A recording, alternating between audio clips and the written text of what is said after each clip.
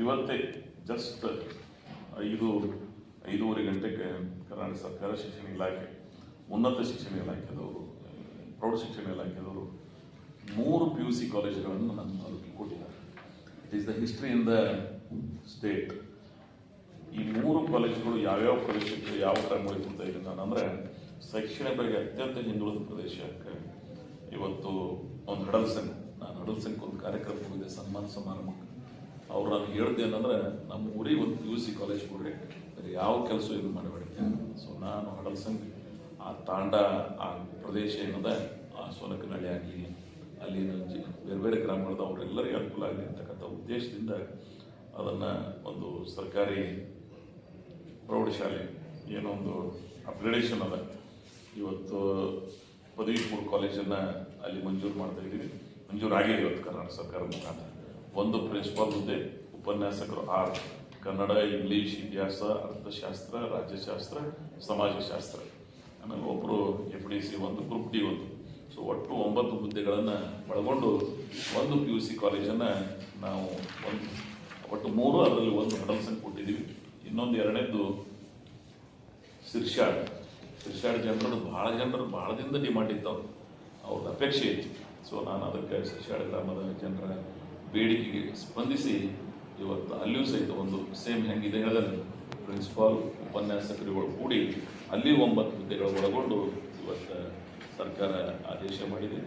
So ಇದೇ ಯಾಕೆ ಅಂತ ಕೇಳಿದ್ರೆ, ಈ ಸಲ PUC ರಿಸಲ್ಟ್ ಭಾಳ ಚೆನ್ನಾಗಿ ಬಂದವು.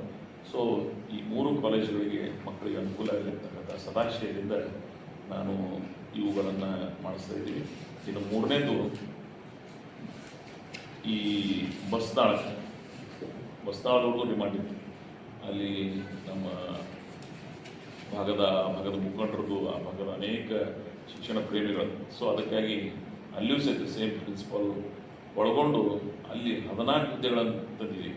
ಉಪನ್ಯಾಸಕರು ಕನ್ನಡ, ಇಂಗ್ಲೀಷ್, ಇತಿಹಾಸ, ಅರ್ಥಶಾಸ್ತ್ರ, ರಾಜ್ಯಶಾಸ್ತ್ರ, ಸಮಾಜಶಾಸ್ತ್ರ, ವಾಣಿಜ್ಯಶಾಸ್ತ್ರ, ಇಲ್ಲಿ 2 ಆ್ಯಂಗಲ್ನಾಗ ಭೌತಶಾಸ್ತ್ರ, ರಾಸಾಯನಶಾಸ್ತ್ರ, ಗಣಿತಶಾಸ್ತ್ರ, ಜೀವಶಾಸ್ತ್ರ, ಇವೆಲ್ಲ ಒಳಗೊಂಡು 14 ಹುದ್ದೆಗಳನ್ನು ಅಲ್ಲಿ ಕೊಡ್ತಾ ಇದ್ದೀವಿ.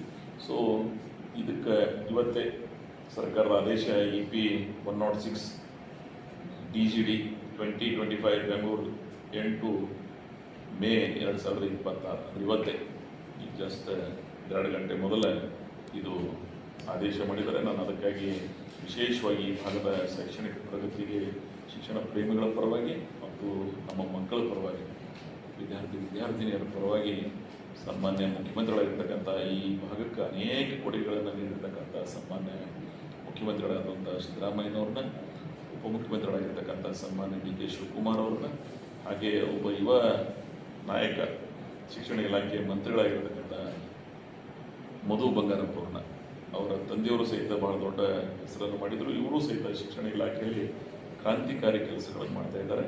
ಇವತ್ತು ಬಹುತೇಕ ಇತಿಹಾಸಕ್ಕೆ ಸೇರಿದ್ರೆ ಸೆಕೆಂಡ್ ಇಯರ್ ರಿಸಲ್ಟ್ ಅದೆಲ್ಲ SSLC ಅದು ನೋಡಿದ್ರೆ ಅವರ ಅನನ್ಯ ಕೆಲವು ತೀರ್ಮಾನಗಳು ನಾವೆಲ್ಲ ಶ್ಲಾಘಿಸಬೇಕಾಗ್ತದೆ.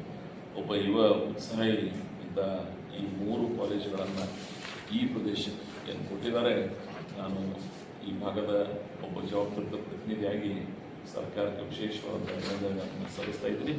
ಇದೇ ಜೂನದಿಂದ ಈ 3 ಕಾಲೇಜುಗಳು ಪ್ರಾರಂಭ ಆಗ್ತವೆ. ನೀವೆಲ್ಲ ಅನೇಕ ನನ್ನ ಹಿತೈಷಿಗಳು ನಾನು ಹೇಳೋದಿಷ್ಟೇ, ಈ ಭಾಗದ ಜನ ಇಲ್ಲ, ಇಲ್ಲಿ ಶೈಕ್ಷಣಿಕ ಪ್ರಗತಿ ಆಗಬೇಕು, ಇಲ್ಲಿ ಶಾಶ್ವತ ಕುಡಿಯುವ ನೀರಿನ ಸಮಸ್ಯೆ ಪರಿಹಾರ ಆಗಬೇಕು, ಇರಿಗೇಷನ್ ಆಗಬೇಕು. ಸೊ ಎಲ್ಲ ಈಗಾಗಲೇ ಇರಿಗೇಷನ್ ರೇವಣಸಿದ್ದೇಶ್ವರ ಯೋಜನೆ ನಡೆದು ಈ 89.92 80% ಇರಿಗೇಷನ್ ಕವರ್ ಆಗಿದೆ. ಸೊ ಬಹುತೇಕ ಬಿಜಾಪುರ ಜಿಲ್ಲೆ ಯಾವುದೇ ತಾಲೂಕಕ್ಕೆ ಇಷ್ಟು ನೀರಾವರಿ ಆಗಿಲ್ಲ, ಇಷ್ಟು ಪ್ರಮಾಣದಾಗ ನಮ್ಮ ಭಾಗಕ್ಕೆ ಆಗ್ತಾ ಇದೆ. ಸೊ ಈ ಇರಿಗೇಷನ್, ಶಾಶ್ವತ ಕುಡಿಯುವ ನೀರಿನ ಯೋಜನೆ, ಇವೆಲ್ಲದರ ಜೊತೆಗೆ ನಾಳೆ ಮುಂದಿನ ದಿನಮಾನದಲ್ಲಿ ಯಾವ ರಸ್ತೆಗಳು ಉಳಿದವಲ್ಲ, ಮೇನ್ ರೋಡ್ಸ್, ಇಂಡಿ, ಆಲ್ಮೇಲ್ ಏನು ಅನ್ಕವರ್ಡ್ ಅದ, ಆ ರೋಡ್ ಪೂಜೆ ಸೋಮವಾರ ದಿನ ಮಾಡ್ತಾ ಇದ್ದೀವಿ. ಇಂಡಿ ತಾಂಬ ಮೇನ್ ರೋಡ್ ಮಾಡ್ತಾ ಇದ್ದೀವಿ. ಸೋಮವಾರ ದಿನ ಮಸಳಿ ರೋಡ್, ಇವತ್ತೇನ ಮಸಳಿಗೆ ಹೋಗಿದ್ದೆ ಒಂದು ಕಾರ್ಯಕ್ರಮ, ಅದನ್ನು ಮಾಡ್ತಾ ಇದ್ದೀವಿ. ಇನ್ನೊಂದು ಬಹುತೇಕ 80% ರೋಡ್ಗಳು ಈಗ ನೀವೆಲ್ಲ ನೋಡ್ಬೋದು. ಜಳಕಿ ರೋಡ್ ಮೊದಲು ಹೆಂಗಿತ್ತು ಅಂತೇಳಿ ಇವತ್ತು ಹೆಂಗಾಗ್ಯದ. ಇವತ್ತು ಹಳಗುಣಿಕಿ ರೋಡ್ ನೀವು ನೋಡ್ಬೋದು, ಐರ್ಸಂಗ್ ರೋಡ್ ಹೆಂಗಿತ್ತು ಅದನ್ನು ಕಾಣಿಸ್ತಾ ಇದ್ದೀವಿ. ಸೊ ಇದು ಅಂತೂ ನ್ಯಾಷನಲ್ ಹೈವೇ ನಡೀತೆ, ಅದು ಇನ್ನೊಂದು 1 ವರ್ಷನಾಗ ಅದು ಕವರ್ ಆಗ್ತದೆ. ಆಮೇಲೆ ಮುಂದಿನ ಮೇನ್ ರಸ್ತೆಗಳದ ಇನ್ನೊಂದು 4 ರೋಡ್ಗಳು ಉಳಿದವು.